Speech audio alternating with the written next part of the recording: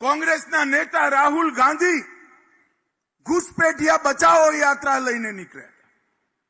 આ દેશની અંદર ઘૂસપેઠિયાઓને રહેવા દો એવી માગણી આઝાદીનું આંદોલન કરવા વાળી કોંગ્રેસ પાર્ટી કરે, જે પાર્ટીએ ક્યારેક મહાત્મા અને સરદાર પટેલના નેતૃત્વમાં આઝાદીનું આંદોલન શરૂ કર્યું, એનું પતન તો જુઓ।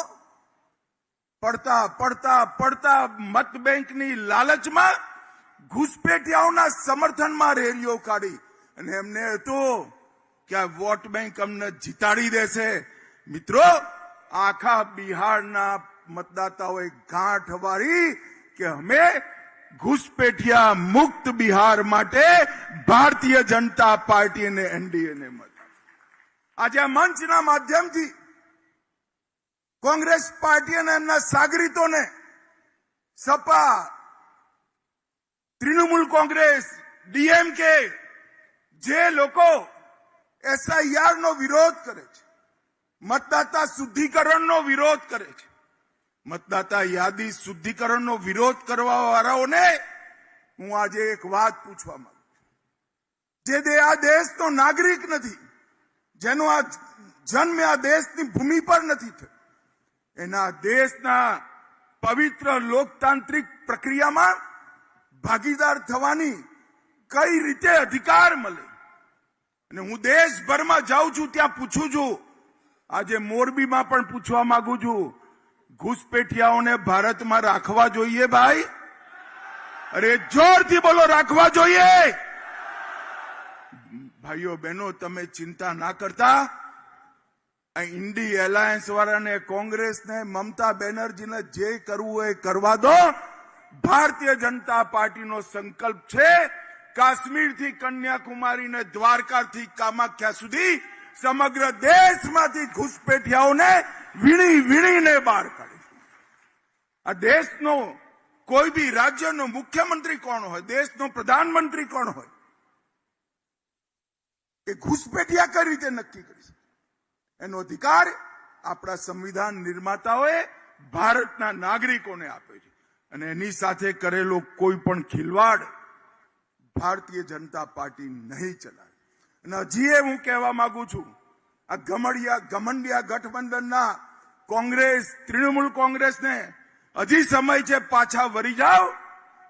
અગર તમે ઘૂસપેઠિયાઓને બચાવવા નીકળ્યા, તે જો બચ્યું ખૂચ્યું છે એ પણ નીકળી ભાજપનો ભગવો ત્યાં આગળ લહેરાશે, એને કોઈ નહીં રોકી શકે। ભાઈઓ બહેનો, ભાજપ પાસે અત્યારે દેશભરમાં સૌથી વધુ વિધાયકો છે, ધારાસભ્યો છે, સૌથી વધુ લોકસભાના સભ્યો, સૌથી વધુ રાજ્યસભાના સભ્યો, સૌથી વધુ મ્યુનિસિપલ કોર્પોરેટર, સૌથી વધુ જિલ્લા પંચાયતના સદસ્ય અને સૌથી વધુ તાલુકા પંચાયતના સદસ્ય અને સરપંચ। એક પ્રકારે પંચાયતથી પાર્લામેન્ટ સુધી બધી જગ્યાએ ભાજપનો જય જયકાર છે। હું આજે 84 યાદ કરાવવા માંગુ છું। સંસદના ભવનમાં વડાપ્રધાન રાજીવ ગાંધીએ કહ્યું હતું, અમે બે ને અમારા બે। અટલજી ને અડવાણીજી સ્વયં ચૂંટણી હારી ગયા હતા, આપણા બે સંસદ સભ્યો આયા હતા, ત્યારે આપણી મજાક ઉડાઈ હતી। આજે પૂરા ભારતના 2/3 હિસ્સામાં ભારતીય જનતા પાર્ટી અને એનડીએની સરકારો છે। દરેક જિલ્લામાં આપણું અસ્તિત્વ છે, અને એનું મૂળ કારણ જનસંઘ અને ભારતીય જનતા પાર્ટીએ હંમેશા દેશ પ્રથમ, રાષ્ટ્ર પ્રથમ એ સૂત્ર સાથે કામ કર્યું। આપણી પાર્ટીએ હંમેશા દેશના હિતોની વાત કરી, હંમેશા દેશના 130 કરોડ લોકોની અને વિશેષ કરીને ગરીબોની ચિંતા કરી, અને એનું પરિણામ છે કે લોકતંત્રની દરેક લડાઈમાં ભારતીય જનતા પાર્ટીનો વિજય થાય।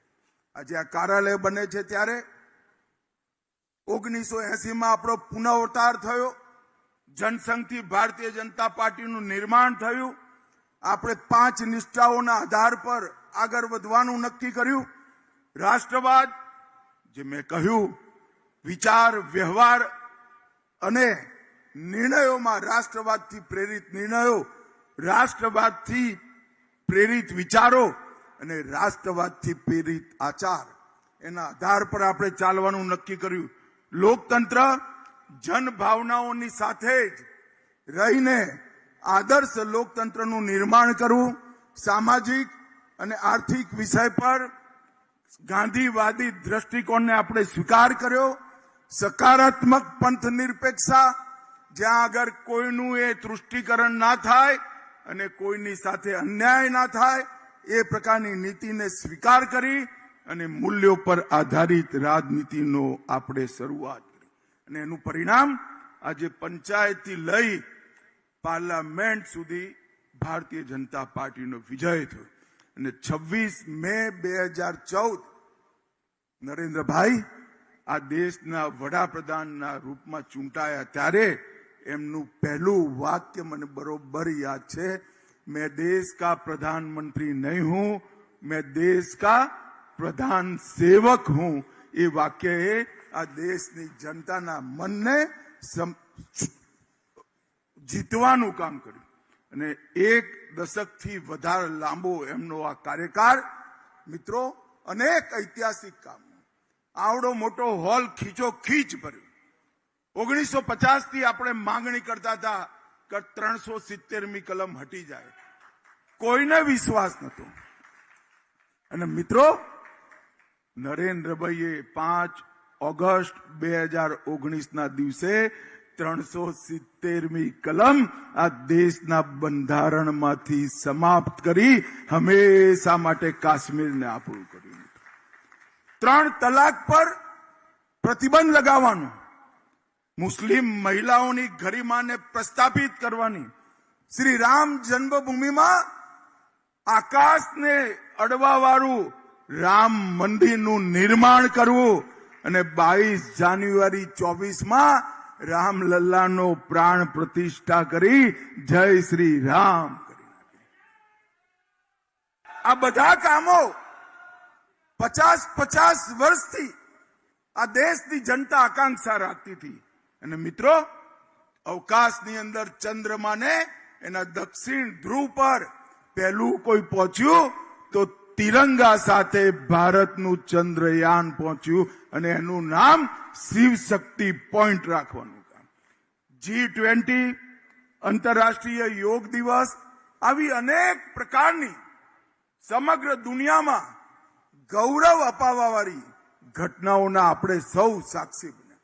PM ગતિ શક્તિ, ગરીબ કલ્યાણ યોજનાઓ, દેશના 60 કરોડ ગરીબોને ઘરમાં વીજળી, નળથી પાણી, શૌચાલય, ગેસનું સિલિન્ડર, 5 કિલો દરેક વ્યક્તિને મફત અનાજ અને 5 લાખ સુધીનો મફત ઈલાજ, આ બધું જ નરેન્દ્રભાઈએ એક 10 વર્ષમાં આપી અને 27 કરોડ લોકોને ગરીબી રેખાની બહાર કાઢવાનું કામ કર્યું.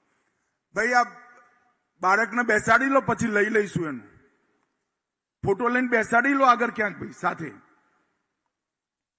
મિત્રો, કોરોનાના સંકટમાંથી દેશને બહાર કાઢવાનું અને જ્યારે ભારતીય જનતા પાર્ટીની સ્થાપના થઈ ત્યારે આપણા 2 સૂત્રો હતા, વિચાર અને સંગઠન.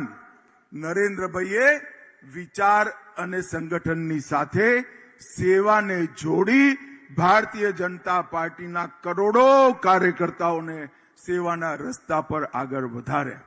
મિત્રો, આ કાર્યાલય આજે જે બન્યું છે એ આવનારા દિવસોમાં આ સમગ્ર પંથકમાં ભારતીય જનતા પાર્ટીના પ્રચાર પ્રસારનું એક બહુ મોટું કેન્દ્ર બનશે.